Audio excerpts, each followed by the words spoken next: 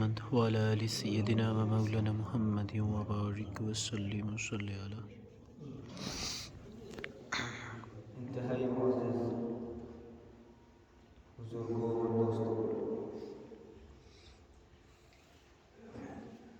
معاشرے کا عروج پر جانا اور زوال پذیر ہونا اس تمام کے تمام کام کا دار و مدار اس معاشرے کے جوانوں پر ہوتا ہے. بوڑھے اپنی جوانی گزار کر چلے جاتے ہیں اور سفید داڑھی جب ان کی ہو جاتی ہے، اس داڑھی کے سفید بالوں سے پھر اللہ رب العزت کے حیا فرماتے ہیں. بے شک. اور ان سفید داڑھی کے بالوں کی وجہ سے اللہ رب العزت ان کے ساتھ معاملہ نرمی کا رکھتے ہیں. لیکن جب ایک شخص عین جوان ہوتا ہے اور اس کی داڑھی کے اندر سفید بال بھی نہیں ہوتا، اور جب وہ بالکل اپنے شباب کو ہوتا ہے،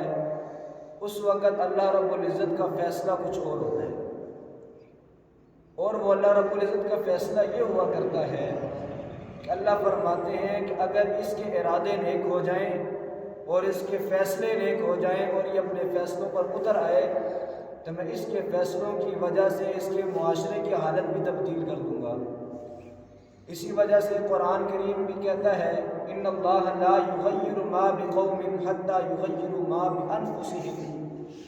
کہ اللہ رب العزت کسی قوم کی حالت کو اس وقت تبدیل نہیں کرتا جب تک کہ وہ قوم والے خود اپنی حالت تبدیل کرنے کی کوشش نہیں کرتے. آج کل کا نوجوان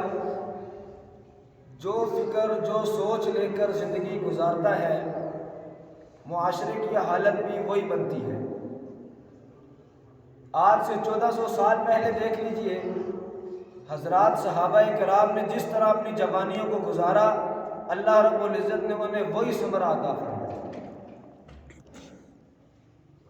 حضور علیہ الصلوۃ والسلام کو نبوت عطا ہونے سے پہلے جوان تو وہی تھا، لیکن اس جوان کے ارادے اور فیصلے کچھ اور تھے. اس وقت گھروں کے اندر کھوپڑیوں کو مٹکا بنا کر شراب پی جاتی تھی، یہ سوچ ہوا کرتی تھی. اس وقت قتل و غارت گری عام ہوا کرتی تھی، یہ فیصلے تھے. اللہ رب العزت نے اسی کے مطابق ان کے ساتھ معاملہ رکھا ہوا تھا. لیکن جیسے ہی 40 سال کی عمر میں آپ صلی اللہ علیہ وسلم کو اللہ رب العزت نے نبوت عطا فرمائی، وہی جوان شراب کے جو ٹوکرے پیتا تھا، وہ کیسے شراب کو نالیوں میں بہانے لگ گیا، اس کے پیچھے آپ صلی اللہ علیہ وسلم کی جوانی کی فکر تھی. بے شک. حضور علیہ الصلوۃ والسلام کی سوچ اور فکر یہ تھی کہ یہی جوان جس کی سوچ آج خراب ہے، یہی جوان اچھی سوچ لے کر میدان میں آئے، معاشرے میں آئے، تاکہ معاشرے کی حالت تبدیل ہو. آپ صلی اللہ علیہ وسلم کو نبوت عطا فرمائی. سب سے پہلے آپ صلی اللہ علیہ وسلم نے ایک شخص کو دعوت دی جو مردوں میں حضرت ابو بکر صدیق رضی اللہ تعالیٰ عنہ تھے، اور یہی دعوت میں جا کر اپنے گھر میں حضرت خدیجہ الکبریٰ رضی اللہ تعالیٰ عنہ کو دی. یہ ایک جوان آپ صلی اللہ علیہ وسلم تھے جو اس سوچ اور فکر کو لے کر آئے تھے، اور اس سوچ اور فکر نے کتنی بڑی تبدیلی لے آئی کہ آج 1400 سال گزرنے کے بعد یہ بات جو آپ صلی اللہ علیہ وسلم کی تھی، یہ مکہ اور مدینے تک نہیں رہی بلکہ 4 دار کے عالم میں پھیل گئی. اس کے پیچھے جوان کی فکر تھی. لیکن آج ہمارے نوجوان اور ہم خود ایک انگریز جس سے ہم نے آزادی حاصل کی تھی، ایک ہندو جس سے ہم نے آزادی حاصل کی تھی، وہ ہم نے جسمانی آزادی تو حاصل کر لی، لیکن ہمارے ذہن اور ہمارے افکار آج بھی انہی کی قید میں ہیں. ہمارا جو بھی جوان ہے وہ مسجد کی طرف، قرآن کریم کی طرف، حضور علیہ الصلوۃ والسلام کے احکام اور فرامین کی طرف آنے کے لیے تیار نہیں ہے. اس کی وجہ یہ ہے کہ اس کے سامنے آپ صلی اللہ علیہ وسلم کی اور صحابہ کرام کی سیرت موجود نہیں. جب کسی کے سامنے رہنما نہیں ہوتا، اور کسی کے سامنے کوئی پیشوا نہیں ہوتا، اس کا راستہ دکھانے والا نہیں ہوتا، تو پھر اس کا جو ذہن اس کو جو کہتا ہے اور جس کو وہ خود صحیح سمجھتا ہے وہ اس راستے پر چل پڑتا ہے۔ صحابہ کرام جب ان پر کوئی پیشوا نہیں تھا، ان کو کوئی راستہ دکھانے والا نہیں تھا، وہ اپنے راستے پر چلتے تھے۔ کوئی ایک قتل کرتا تو اس کے بدلے میں 10 قتل کر دیے جاتے، کوئی ایک ظلم کرتا تو اس کے بدلے میں ظلم سے زیادہ اس پر ظلم کر دیا جاتا تھا۔ لیکن جب ایک آپ صلی اللہ علیہ وسلم کو اللہ رب العزت نے امام بنایا اور پیشوا بنایا، ان لوگوں کو راستہ دکھانے والا دنیا میں بھیجا، تو ان کے راستے درست ہو گئے۔ وہ جہاں پہلے غلط آیا نہیں جاتا، آپ صلی اللہ علیہ وسلم کی سیرت، صحابہ کرام کے طرز زندگی کو سامنے نہیں لایا جاتا۔ رجب کا مہینہ چل رہا ہے، اور اس رجب کے مہینے میں ایک جلیل القدر صحابی رسول، کاتب وحی، امیر المؤمنین اور خال المسلمین حضرت سیدنا امیر معاویہ رضی اللہ تعالی عنہ کا یوم وفات ہے۔ آپ صلی اللہ علیہ وسلم کی حدیث مبارکہ کا مفہوم ہے کہ اللہ رب العزت نے جب اس دنیا میں کچھ نہیں تھا، اس دنیا میں کیا، یہ دنیا بھی جب نہیں تھی، اس وقت اللہ رب العزت نے اپنی نظر رحمت سے تمام دلوں کو دیکھا۔ جو سب سے بہترین دل تھا اور جو سب سے اعلیٰ تھا، جو سب سے مطہر اور پاکیزہ دل تھا، وہ دل مجھ محمد رسول اللہ صلی اللہ علیہ وسلم کے لیے چن لیا۔ اور پھر دوبارہ اللہ رب العزت نے نظر رحمت ان تمام دلوں کی طرف پھیری، اور جو سب سے بہترین دل تھے، جو سب سے خوبصورت دل تھے، ان دلوں کا اللہ رب العزت نے میرے لیے چن لیا، یعنی میرے صحابہ کے دل ان کو منتخب فرمایا۔ یہ وہ دل تھے جن کو اللہ رب العزت نے ایمان کی طرف پھیر دیا، قرآن کریم قبول کرنے کے لیے فرمایا۔ اور انہی دلوں میں سے ایک دل جناب حضرت امیر معاویہ رضی اللہ تعالی عنہ کا انتخاب کیا گیا۔ آپ رضی اللہ تعالی عنہ کی ایک بہن حضرت ام حبیبہ رضی اللہ تعالی عنہ، آپ صلی اللہ علیہ وسلم کی زوجہ محترمہ اور اس امت کے مومنین کی ماں، اور اسی طرح آپ خود رضی اللہ تعالی عنہ ایک جلیل القدر صحابی رسول تھے۔ جب فتح مکہ ہوا تو آپ رضی اللہ تعالی عنہ ایمان لائے، آپ کے والد حضرت ابو سفیان رضی اللہ تعالی عنہ ایمان لائے، لیکن ان کا ایمان لانا باقی صحابہ کی طرح ایمان لانا نہیں تھا۔ جناب ابو بکر رضی اللہ تعالی عنہ ایمان لے کر آئے، آپ صلی اللہ علیہ وسلم کو بڑی خوشی ہوئی، لیکن آپ صلی اللہ علیہ وسلم نے فرمایا اس دین کو اور آگے پھیلاؤ، جاؤ تبلیغ کرو۔ حضرت عمر رضی اللہ تعالی عنہ ایمان لائے دار ارقم کے اندر، کلمہ پڑھا، ایمان لے آئے۔ آپ صلی اللہ علیہ وسلم نے فرمایا عمر آ جاؤ، آج مکہ کے اندر نماز پڑھیں گے۔ اسی طرح حضرت عثمان غنی آئے، حضرت علی المرتضیٰ رضی اللہ تعالی عنہ آئے، بہت سارے باقی صحابہ کرام آئے۔ لیکن جب حضرت امیر معاویہ رضی اللہ تعالیٰ عنہ ایمان لائے، ایمان لانے کے بعد آپ صلی اللہ علیہ وسلم نے یہ نہیں فرمایا کہ جاؤ جا کے تبلیغ کرو، یوں نہیں فرمایا کہ جاؤ جا کر آج مکہ کے دروازے کھلوانے ہیں، یوں کوئی اور کام نہیں فرمایا، بلکہ ہاتھ پکڑ کر بٹھا لیا اور فرمایا کہ آپ کے ذمہ اور کوئی کام نہیں، آپ کے ذمہ کام یہ ہے کہ اللہ رب العزت کی طرف سے وحی آئے گی اور آپ اس کو لکھیں گے۔ اللہ فرمایا کہ میں کوئی خط بھیجنا چاہوں گا، میں بولوں گا اور آپ اس کو قلم میں تحریر کریں گے۔ یہ حضرت امیر معاویہ رضی اللہ تعالیٰ عنہ کو فضیلت ملی، اور صرف یہی فضیلت نہیں تھی، حضرت امیر معاویہ رضی اللہ تعالیٰ عنہ یہ وہ صحابی رسول ہیں کہ جو حضرت ابو بکر صدیق سے لے کر حضرت علی المرتضیٰ رضی اللہ تعالیٰ عنہ تک تمام صحابہ کرام کی خلافت کے اندر اور خلافت کے بعد جتنے حضرات صحابہ کرام تھے ان تمام کے ایک منتخب نمائندہ ہوا کرتے تھے۔ ہمارے معاشرے کے اندر بہت سارے صحابہ کرام کی فضائل بیان کیے جاتے ہیں، لیکن یہ صحابی رسول ایسے ہیں کہ جن کے فضائل تو درکنار، اپنے بھی اور دوسرے بھی، ہر قسم کا طبقہ، ہر قسم کے لوگ حضرت امیر معاویہ رضی اللہ تعالیٰ عنہ کی بات کرنے سے کتراتے ہیں، اور اس کی وجہ وہ یوں بیان کرتے ہیں کہ جناب حضرت امیر معاویہ رضی اللہ تعالیٰ عنہ حضرت علی المرتضیٰ کے ساتھ جنگ میں تھے، مخالفین کے صف میں تھے، لیکن یہ وجہ نہیں بتاتے کہ وہ کیوں تھے، اور یوں بھی نہیں بتاتے کہ اس کے بعد نتیجہ کیا تھا۔ حضرت امیر معاویہ رضی اللہ تعالیٰ عنہ کے ساتھ جب حضرت علی المرتضیٰ رضی اللہ تعالیٰ عنہ کی جنگ ہوئی، اور وہ جنگ بھی کوئی ایسی جنگ نہیں تھی کہ آپس میں نفرت کی بنا پر تھی، کوئی دشمنی کی بنا پر تھی، کوئی غلطی کے بیان پر تھی، بلکہ وہ جنگ صرف اور صرف اس بنیاد پر تھی کہ پہلے خلیفہ منتخب کیا جائے یا پہلے حضرت عثمان غنی رضی اللہ تعالیٰ عنہ کی شہادت کا قصاص لیا جائے۔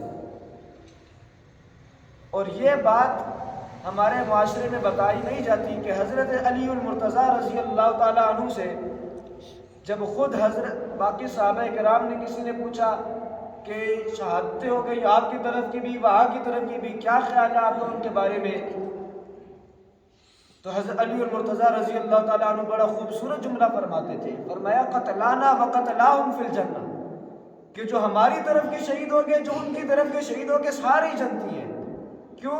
وجہ یہ ہے کہ یہاں پر بغاوت نہیں تھی، بغاوت نہیں تھی، دونوں طرف ایمانی جذبہ تھا، دونوں طرف ایمان تھا، اس وجہ سے دونوں زند تھے۔ اور یہاں تک روایات کے اندر آیا کہ دن کو جنگ ہوا کرتی تھی، اور جنگ میں جو شہادتیں ہوا کرتی تھی، رات کو ایک طرف کے لوگ دوسری طرف جا کر ان کے شہیدوں کو دفنایا کرتے تھے۔ یہاں تک محبتیں تھیں، لیکن یہ محبتیں آج نہیں بتائی جاتی۔ حضرت امیر معاویہ رضی اللہ تعالیٰ عنہ جب خلیفہ منتخب ہوئے، حضرت علی المرتضیٰ رضی اللہ تعالیٰ عنہ کی خلافت کے بعد 6 ماہ کے لیے حضرت حسن رضی اللہ تعالیٰ عنہ خلافت کے مسند پر آئے، اور انہوں نے 6 ماہ کی خلافت فرمائی، اور 6 ماہ کے بعد دمشق کی جامعہ مسجد کے اندر حضرت امیر معاویہ رضی اللہ تعالیٰ عنہ کے ہاتھ پر بیعت کی اور ان کے ہاتھ میں خلافت دے دی، اور یوں صلح فرما لی۔ اور اس کے بعد حضرت امیر معاویہ رضی اللہ تعالیٰ عنہ جس جنگ میں جاتے، فتوحات کا سامان لے کر آتے، مال غنیمت حاصل ہوتا، بڑی کامیابیاں ملتی، ان کامیابیوں کے اندر حضرت علی المرتضیٰ رضی اللہ تعالیٰ عنہ کے دونوں صاحبزادے جناب حضرت حسن اور جناب حسین رضی اللہ تعالیٰ عنہما کو شریک فرماتے تھے۔ یہ وہ آپس کی محبتیں تھیں جس نے دنیا کو بتا دیا کہ صحابہ کرام رحماء بینہم ہیں، کہ آپس میں محبت کرنے والے ہیں اور آپس میں شفقت والا معاملہ رکھتے ہیں۔ اگرچہ کوئی اختلاف ہو جائے، اور اختلاف ہونا بھی چاہیے، ہوتا بھی ہے، اور ہو بھی جائے تو کوئی مسئلہ ایسا نہیں ہے، لیکن ہمارے لیے کیا پیغام ہے؟ آپ صلی اللہ علیہ وسلم نے فرمایا اذا ذکر اصحابی فانصتوا، کہ جب میرے صحابہ کا آپس کا معاملہ آ جائے، کوئی مشاجرات کا معاملہ آ جائے، کو آپس میں جنگ ہو گئی اس کا معاملہ آ جائے، تو آپ کو تحقیق کے نام پر بھی زبان کھولنے کی اجازت نہیں ہے، بلکہ جب میرے صحابہ کی مشاجرات کا آپس کے معاملات کے بعد آ جائے تو فانصتوا، اپنی زبان بند کر دیں۔ اللہ، یہ آپ صلی اللہ علیہ وسلم نے اصول دیا۔ اور اسی طرح اس کے بعد ائمہ کرام نے، امام بخاری رحمۃ اللہ علیہ نے، اور بہت سارے ائمہ کرام تھے جو اس امت کی ایک قیادت میں تھے، ان حضرات نے متفقہ طور پر یہ فیصلہ فرمایا کہ جب حضرات صحابہ کرام کی مشاجرات کی بات آ جائے تو بالکل خاموشی اختیار کرنی ہے، بلکہ یہاں تک فرما دیا کوئی شخص صحابہ کرام کے بارے میں اس طرح بات کرے، اگرچہ وہ نیک نیت سے کرے، اس کو خاموش کروانا اور خود خاموش ہونا واجب ہے۔ یہاں تک بات فرمائی۔ یہ وہ صحابہ کرام تھے جنہوں نے دنیائی انسانیت کو ایک اچھا پیغام دیا، وہ چاہے اخلاق کے اعتبار سے ہو، وہ چاہے کردار کے اعتبار سے ہو، وہ معاشرے کے اعتبار سے ہو، وہ کسی اعتبار سے ہو، ایک سنہری اصول دیا کہ اس اصولوں پر چلنے کے بعد آپ کو سکون بھی آئے گا، آپ کو کامیابی بھی آئے گی، دنیا کی دولت بھی آئے گی، دین کی دولت بھی آئے گی۔ بے شک۔ اور اسی پر ایک سنہری اصول قرآن کریم نے بیان فرمایا۔ قرآن کریم کے اندر اللہ رب العزت نے فرمایا وَكَذَلِكَ جَعَلْنَاكُمْ أُمَّةً وَسَطًا لِتَكُونُوا شُهَدَاءَ عَلَى النَّاسِ وَيَكُونَ الرَّسُولُ عَلَيْكُمْ شَهِيدًا۔ کہ اسی طرح ہم نے آپ کو امت وسطہ بنائی، اعتدال والی امت بنائی، نہ زیادہ افراد کرتے نہ زیادہ تفرید کرتے، نہ کسی کو خدا بناتے نہ کسی کو گمراہ کہتے، جو اپنی منزل پر ہے اس کو اپنی منزل پر اتارتے۔ اور اس کے بعد بڑا خوبصورت جملہ ارشاد فرمایا لِتَكُونُوا شُهَدَاءَ عَلَى النَّاسِ، تاکہ تم صحابہ کرام اس امت کے لوگوں پر گواہ ہو۔ اور اس کے بعد فرمایا وَيَكُونَ الرَّسُولُ عَلَيْكُمْ شَهِيدًا، کہ آپ صلی اللہ علیہ وسلم تم صحابہ کرام پر گواہ ہوں گے۔ اس کا کیا مطلب ہے؟ اس کا مطلب یہ ہے کہ صحابہ کرام کے بارے میں جو گواہی ہے، جو صحابہ کرام کے بارے میں بات ہے، جو صحابہ کرام کے بارے میں فیصلہ ہے، وہ آپ صلی اللہ علیہ وسلم نے فرمایا اور آپ فرمانا ہے۔ اور آپ صلی اللہ علیہ وسلم نے حضرات صحابہ کرام کے بارے میں کیا فیصلہ فرمایا؟ حدیث مبارکہ کے اندر آتا ہے اللہ فی اصحابی لا تتخذوهم من بعدی غرضا۔ ہر خطبے کے اندر یہ حدیث یاد رکھنا ہے، اللہ فی اصحابی لا تتخذوا من بعدی غرضا۔ اس کا اگر محاورتی ترجمہ کیا جائے تو یوں کہتا ہے اللہ کا واسطہ تمہیں دے کر کہہ رہا ہوں صحابہ کو نشانہ نہیں بنانا، یہ اس کا ترجمہ ہے۔ آپ صلی اللہ علیہ وسلم نے فیصلہ فرمایا، اور فیصلہ فرمانے کے بعد صحابہ کرام کے بارے میں اب کسی کی رائے قابل قبول نہیں، اب کوئی کیا کہے اس کا اعتبار نہیں ہے۔ وجہ یہ ہے کہ قرآن نے بتا دیا وَيَكُونَ الرَّسُولُ عَلَيْكُمْ شَهِيدًا، کہ اللہ کے رسول اس صحابہ کرام پر گواہ ہے۔ اور یہی صحابہ کرام تھے جنہوں نے اتنا خوبصورت ایک اصول کیا، اور خود صحابہ کرام کی جماعت میں دیکھا جائے اس کا اتنا بہترین اصول جو آج ہمارے معاشرے کے اندر بڑا فقدان ہے، اور وہ بڑا فقدان یہ ہے کہ ہم اپنی قوم کے علاوہ کسی دوسری قوم والے کو برداشت کرنے کے لیے تیار نہیں، اپنے معاشرے کے اندر اور اپنے محلے کے اندر کسی دوسرے شخص کو برداشت کرنے کے لیے تیار نہیں، رنگ و نسل کے علاوہ کسی دوسرے رنگ و نسل کے شخص کو برداشت کرنے کے لیے تیار نہیں، اپنے ملک کے اندر کسی دوسرے غیر ملک کی شخص کو برداشت کرنے کے لیے تیار نہیں۔ لیکن قرآن کریم اور حضرات صحابہ کرام آپ صلی اللہ علیہ وسلم کو اس بارے میں فرامین جدا ہے، اور ہمارا عمل شریعت سے ہٹا ہوا ہے، اور ہمارے معاشرے کے اندر اس چیز کا بڑا فقدان ہے۔ آپ صلی اللہ علیہ وسلم نے فرمایا تم میں سے کیا کوئی سفید ہو، کیا کوئی گورا ہو، کیا کوئی اچھا ہو، کیا کوئی برا ہو، کوئی کسی سے اعلیٰ نہیں ہو سکتا،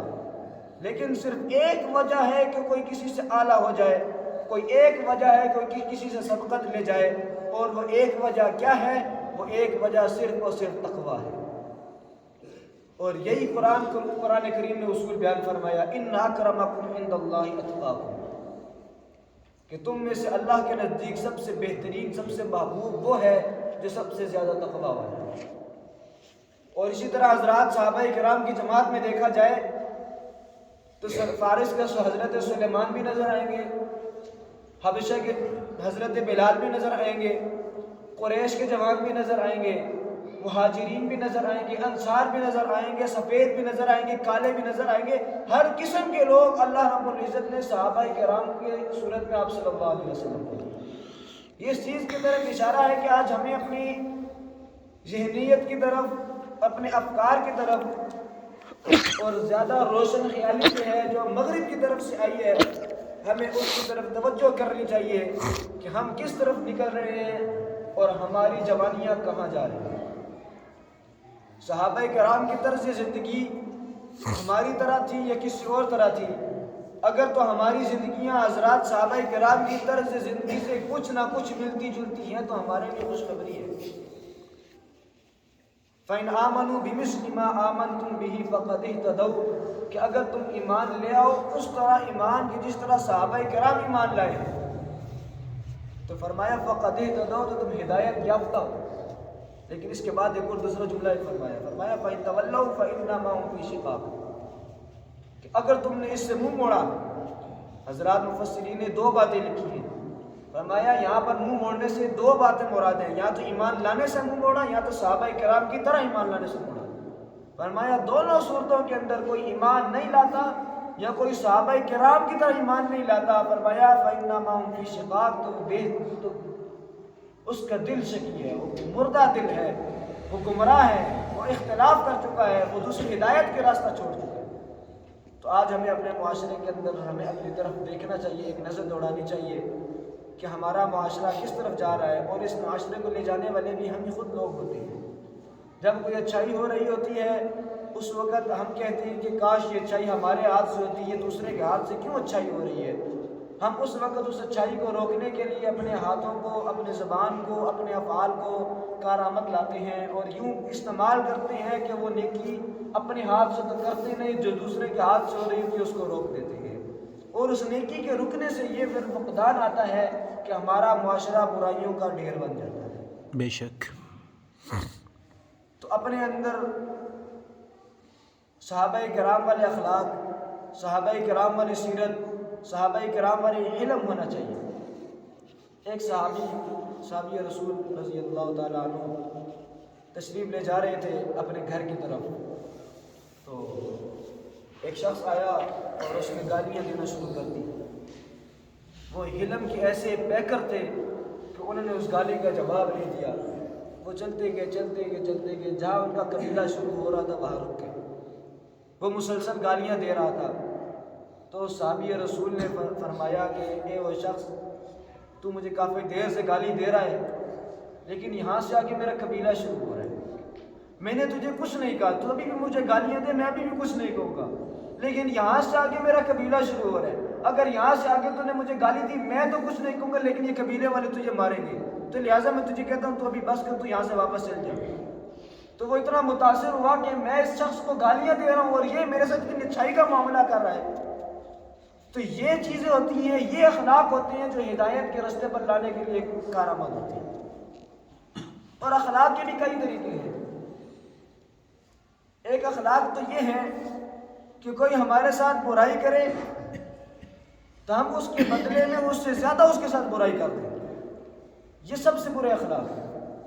اور اس سے کچھ درجہ بہتر اخلاق یہ ہے کہ کوئی ہمارے ساتھ برائی کرے تو ہم اس کے بدلے میں اس کے ساتھ اتنی ہی برائی کریں، اتنا ہی بدلہ لیں جتنے ہمیں شریعت اجازت دیتی ہے۔ اور سب سے بہترین اخلاق جو پیغمبر علیہ الصلوۃ والسلام اور صحابہ کرام والے اخلاق ہیں، وہ اخلاق یہ ہے کہ کوئی ہمارے ساتھ برائی والا معاملہ کرے، کوئی تنگی والا معاملہ کرے تو ہم اس کے ساتھ اور اچھائی والا معاملہ کریں۔ اور یہی صحابہ کرام کا اور قرآن کریم شریعت کا پیغام ہے۔ اللہ رب العزت نے اس شریعت محمدی کے اندر ہمارے لیے بڑی آسانیاں فرمائی ہیں، لیکن ہم ان آسانیوں کو بھی تنگ نظر سے دیکھتے ہیں۔ ہم یہ سمجھتے ہیں کہ ہمیں بہت تنگ رکھا گیا ہے، لیکن بنی اسرائیل کو دیکھا جائے تو جب ان کے کپڑے ناپاک ہوا کرتے تھے تو ان کے لیے پاکی کا طریقہ یہ ہوتا تھا کہ کپڑوں کو تار کر دو، کاٹ دو، تب پاک ہوں گے۔ اتنی مشکلات ہوا کرتی تھی، لیکن اللہ رب العزت کی طرف سے خاص انعام فرمایا۔ خاص انعام یہ فرمایا کہ ایک تو عمریں ہمارے لیے کم رکھی ہیں تاکہ جتنا جلدی یہ میرے پاس آ جائے تو گناہوں سے بچ جائے، اور دوسرا یہ فرمایا کہ کل قیامت کے دن